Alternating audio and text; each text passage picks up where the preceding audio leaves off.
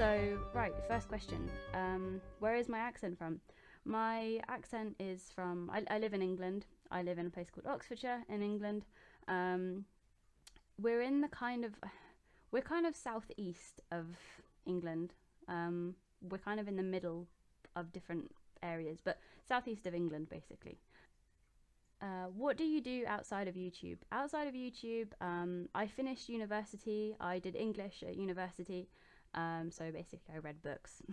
Or rather I didn't read the books, and then had to bullshit my way through essays. But yeah, I did English at university and I've just finished. So I'm still awaiting my final grades and stuff. And I basically work part-time in a pub that is local to me. Why would you ever like Lytton over Rowlet? I don't know. I guess I like cats more than I like birds. I like Rowlet's design. I do like Rowlet. I like all of their designs really. Even Popplio I've come around to. But I don't know, I guess I have a soft spot for Lytton. I think its animation is cool. You know, when it attacks and like the fur spikes up on its back. I think that looks cool, so maybe it's because of that. What else have we got? Why are you so awesome? You tell me. What else? Plans for YouTube. Now this is one I wanted to cover, because I was going to do a separate video to explain this, but I thought I'll just put it in this one. My plans for this channel are to have a minimum of 2 videos a week and a maximum of 3 videos a week. For now, that might change if I have more time to do more videos, but a maximum of 3 videos a week. The content is going to vary from free-for-all related things, such as I plan to do some free-for-all spotlights, so basically kind of demonstrating examples of free-for-all sets. If you don't know what free-for-alls are, I'll be amazed, because I'm pretty sure everybody that follows me or subscribed to me is from either Duncan's channel or Kenny's channel, both of which do free-for-alls. So I'll be surprised if you don't know what they are, but you'll learn. So free-for-all content, some TCG content, so some of the Pokemon TCG, because I intend to start learning that. I've recently started going to some local kind of casual play and tournament nights that are run near to me, so I'm learning. I'll get there. And what else? Monster Hunter, but I'm really new to the game, by which I mean I've played it twice so far. So people are going to be carrying me like majorly. I don't know what I'm doing, but I want to do some Monster Hunter content. And I also have some collaborations planned, actually a few days after this video goes out. This video should go out on Tuesday. It's the 4th of July today, so happy Independence Day late. This will be a few days late, but this video should go out on Tuesday, and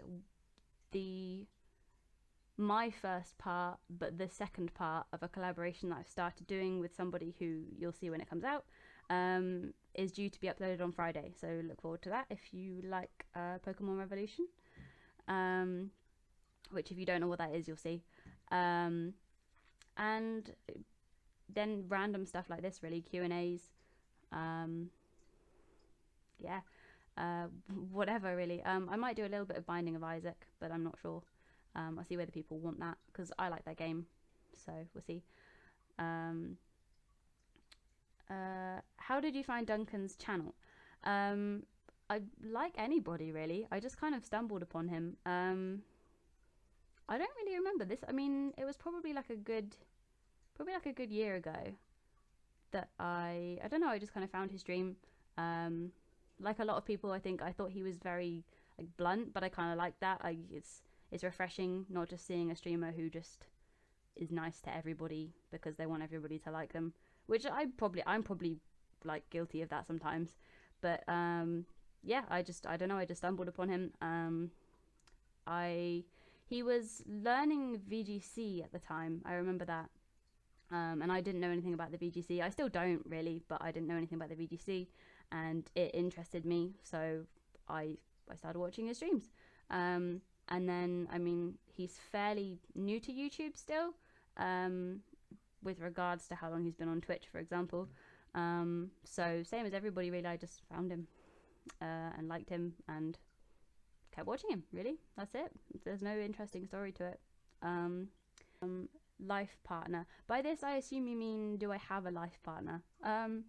Life partners are, well, hopefully, I guess you want any partner you're with to be a life partner, but you never know what will happen. So hopefully, yes, life partner, I do have one, yes.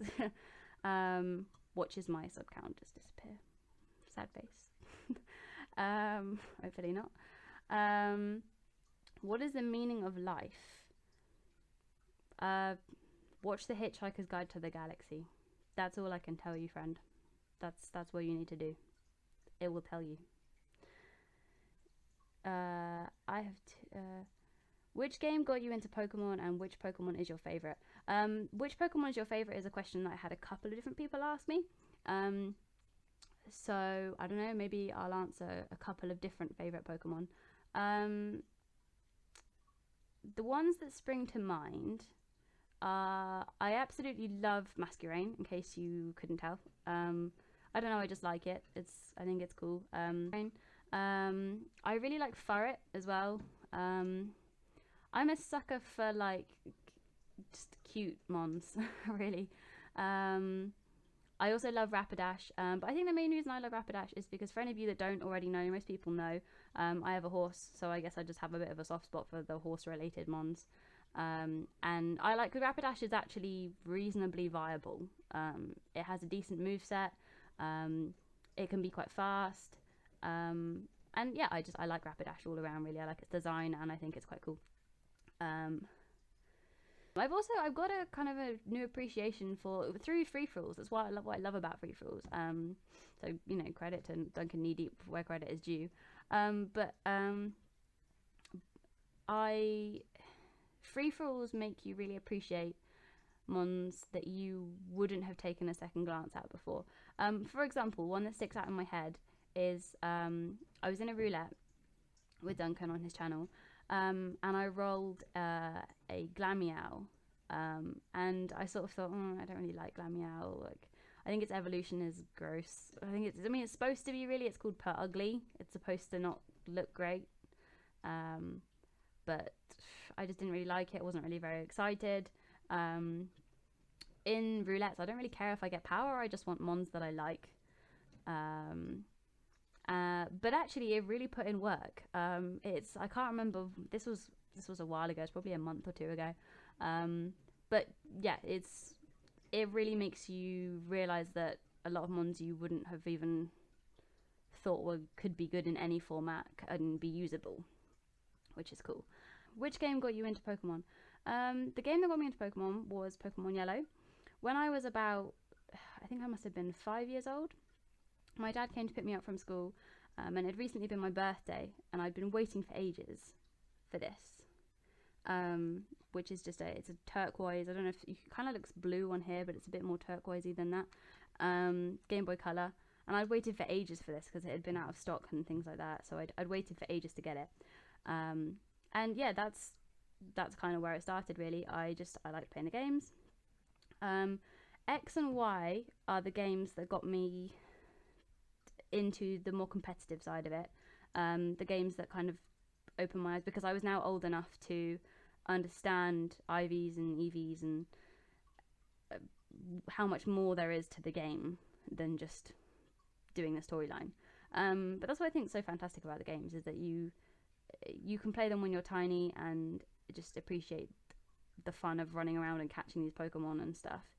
But you can still play them when you're an adult, and they're like completely different games because you play them in a completely different way. Who are some of your favorite YouTubers outside of the Pokemon community? I would say my favorite YouTuber that is nothing to do with Pokemon is a content creator called Northern Lion. If I remember, I might put his link down below just randomly. I mean, he doesn't need my help to grow. He's quite a big channel, but he basically, most of his content is The Binding of Isaac. So if you guys have heard of that game, you'll know what I'm talking about, and if you haven't, then you should definitely check the game out because it's really good fun. How many and what languages can you speak? the only language that I speak fluently is my native tongue, English. I'm learning Norwegian at the moment, but I've had to kind of put it on pause for the moment, so I'm very, very rusty, and I'm actually not that far along in kind of learning it. And I'm very, very iffy with my pronunciation, so I'm not going to be speaking any. I'm okay reading it and hearing it and knowing what's been said, but I'm really, really bad at actually speaking it. So yeah, I won't be demonstrating any of that. What's your favourite thing about Jamie Keane? It would probably have to be that he reassures me that in life there's always someone worse than you, you know? I kid. Or do I? Favourite colour? Well, there's a couple here, but I'll do them in order. Favourite colour would be probably purple, but these days I really like blue, and I really like red as well. If you couldn't tell by my room, it's quite red. Yeah, but probably purple, I would say. So, and then next part, thought on these new pokes. I like them, actually. I've been really sort of pleasantly surprised. I'm one of those people that really likes the original Generation 1. But no, I've been pleasantly surprised. And favourite of the new pokes, I would say its name has escaped me, but the hedgehoggy looking thing, the Pikachu copy, basically. Well, not copy, but you know what I mean, revent. So yeah, I would say that one. It's Togedemaru. How right was I with that? We'll find out.